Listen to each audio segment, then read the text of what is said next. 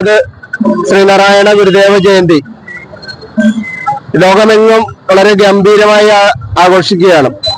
അതിന്റെ ഭാഗമായി തന്നെ പറവൂർ SNDP യൂണിയന്റെ 72 ശാഖകളും ജയന്തി വളരെ ഗംഭീരമായി ആചരിച്ചു. അദ്വൈതാശ്രമത്തിലെ കിടാവിളക്കിൽ നിന്നും ആശ്രമത്തിലെ മഠാധിപതി ശ്രീമദ് ധർമ്മചൈതന്യ സ്വാമി കൊളുത്തിയ ദിവ്യജ്യോതി സ്വീകരണങ്ങൾ ഏറ്റുവാങ്ങിക്കൊണ്ട് തുരുത്തിപ്പുറം ശാഖയിലും വന്നിരിക്കുകയാണ്. രണ്ടാം ദിവസമാണ് ഈ ജ്യോതി പര്യടനത്തിന്റെ രണ്ടാം ദിവസമാണിന്ന്. ഈ 2 ദിവസമായി ഏതാണ്ട് 25ഓളം ശാഖകളിലാണ് നമ്മള് ജ്യോതിയുമായി എത്തിയിരിക്കുന്നത്. ഓരോ ശാഖകളിൽ നിന്നും ഓരോ ശാഖകളിലോട്ട് എത്തുമ്പോഴേക്കും വളരെ ഭക്തിസാന്ദ്രമായ വളരെ ഗംഭീരമായ ജ്യോതി സ്വീകരണമാണ് ലഭിച്ചുകൊണ്ടിരിക്കുന്നത്.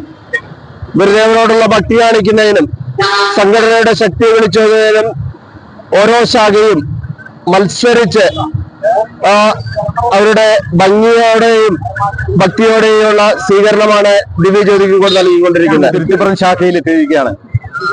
അതിൽ വളരെ ഗംഭീരമായ സ്വീകരണമാണ് ഇവിടെ ഒരുക്കിയിട്ടുള്ളത്.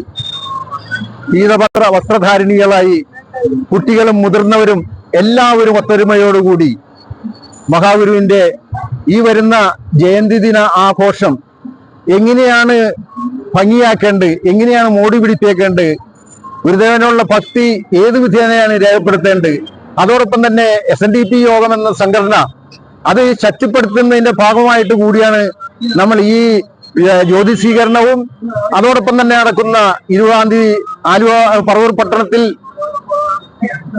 പട്ടണത്തെ മഞ്ഞക്കടലാക്കി മാറ്റുന്ന തരത്തിൽ 11,000-ഓളം ശാഖാംഗങ്ങളാണ് ഇത്തവണ ഞങ്ങൾ അവിടെ നിരത്തുവാൻ ഉള്ള നടപടികളായിട്ട് മുന്നോട്ട് വന്നിട്ടുള്ളത്.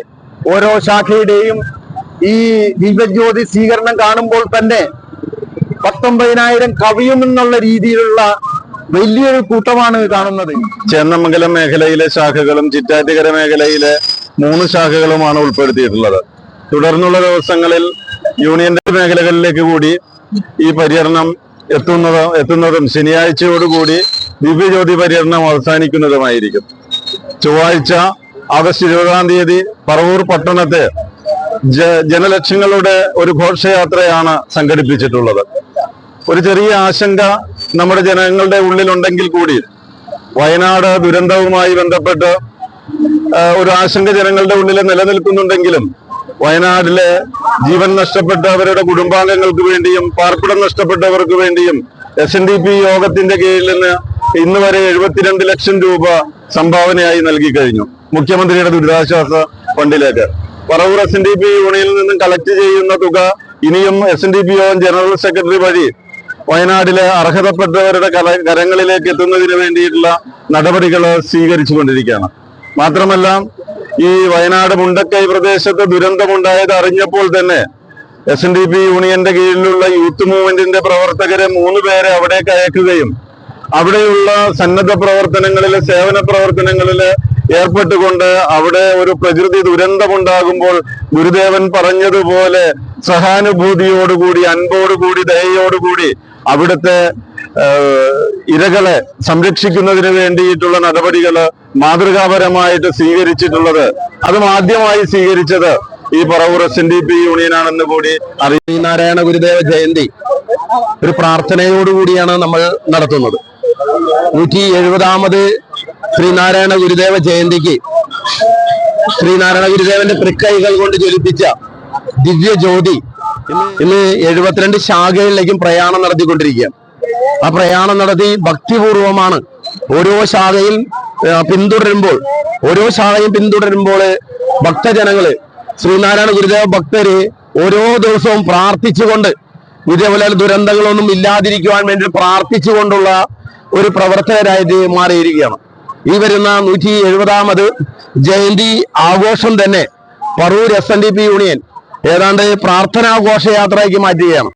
കീഴിലുള്ള ജ്യോതി പര്യടനത്തിന്റെ 2ാം ദിവസം തിരുത്തിപ്പുറം ശാഖായോഗത്തിന്റെ ഭക്തിനിർഭരമായ ജ്യോതി സ്വീകരണമാണ് നടക്കുന്നത്.